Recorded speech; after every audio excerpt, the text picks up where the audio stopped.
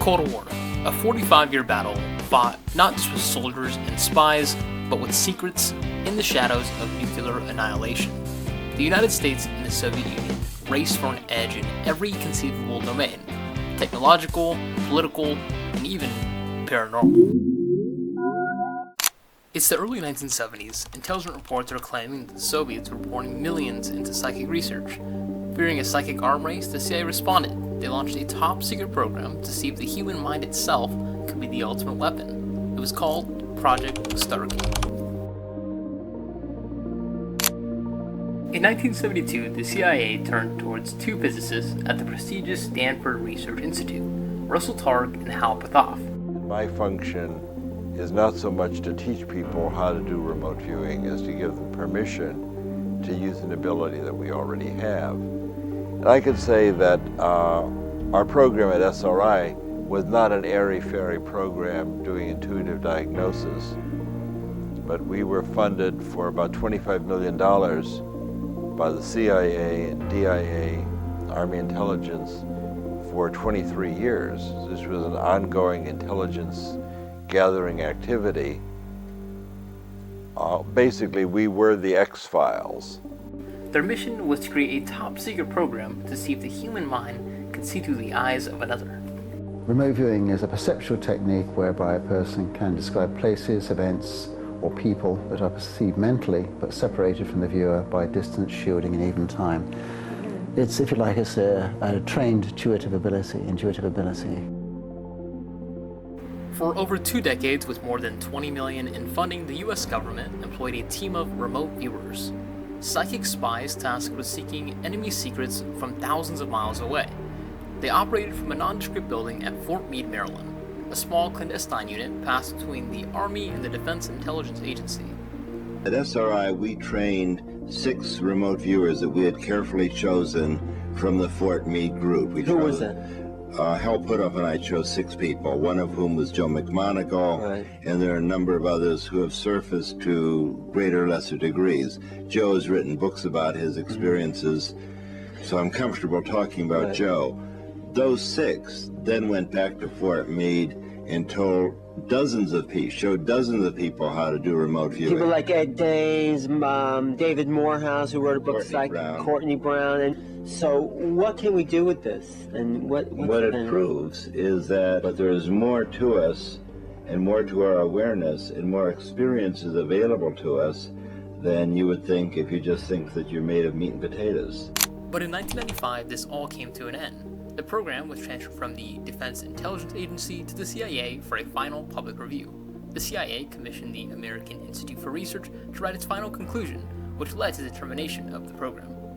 The reason for this termination was simple.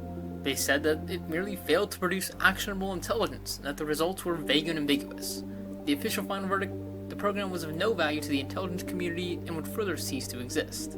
But when analyzing the evidence, it becomes clear that this was not only a lie, but perhaps deliberate institutional deception. Throughout the video, I plan to prove that the program was a verifiable success, and that the CIA chose to lie in order to suppress the true value they got from remote viewing. The 1995 A report wasn't even one unified conclusion. The CIA was given 2 opposing evaluations from its 2 lead experts. They buried the positive one by Dr. Jessica Utz, a professor at the University of California, Davis, and amplified the skeptical critique within that report, authored by Dr. Ray Hyman. According to Dr. Utz, the results of remote viewing experiments are, and I quote, far beyond what is expected by chance. But your statistical analysis proved that it's not lucky guesswork, it's not a parlor game, and it doesn't involve magicians. And I know that there are some limitations, of course, related to remote viewing, but you had the opportunity to get involved in statistical analysis and research in this area. How did you get involved in it, and why was the statistical analysis required and desired in that case? When I got involved, there was a classified program being done at what was then Stanford Research Institute, became SRI International, and I was on sabbatical at Stanford University, and I happened to meet the directors of that program, and they needed statistical help. Now, why statistical help? Well, because any single incident could be explained away as coincidence or a lucky guess, but when you combine evidence, when you do controlled experiments using statistics, you can't explain things away as lucky guesses because we control the probability that things should happen just by chance. So they needed statistical help. I was interested, and so we matched up, and I actually went to work for the program for a year. Dr. Oots proclaims that the odds of these results being a fluke are 1 in 100 quintillion. But this wasn't a new discovery. This was a reconfirmation of what the program's original physicists, Russell Targ and Hal Puthoff, had already proven. Both had concluded that the experiments were conducted under strict sensory-shielded conditions and demonstrated a clear channel of useful information transfer. So the laboratory science was seen as an incredible phenomenon, but was it useful? The CIA report claimed that remote viewing was completely useless and didn't really have any actionable intelligence. But what do the now declassified case files say? One of the earliest stories told in the Oots report is the West Virginia site. A remote viewer reported seeing what appeared to be a secret government facility. The results from this viewing were so accurate that the viewer was able to identify specific code words and personnel in a place that only a hyper-select few people even know existed. Code words are certainly not vague, they're verifiable, specific pieces of data. The report was so precise that it even went on to trigger a formal security investigation into the facility. When analyzing other first-hand accounts, Joseph McMoneagle is the best person to turn to. One of the most prolific viewings he ever had was describing the precise size, location, and time frame that a top-secret Russian Typhoon submarine could be discovered. The National Security Council had interest in this particular building in Severodvinsk, Russia. They didn't know what was going on inside the building. They put a photograph of the roof of this building taken by satellite. They put that inside a sealed envelope. The sealed envelope was presented to me as my target. And the question that was given to me was, can you give us the information we need to know in reference to the photograph contained within this sealed envelope? Remote viewing can often seem very cryptic. Information flashes into the viewer's mind, and a picture begins to take shape. But understanding that information can be even more puzzling. The first thing I got were bright flashes of light, the sort of repetitive noise of electronics. The bright flashes of light were occurring all through metal structures. They resolved into what appeared to me to be lasers hitting or splashing on metal.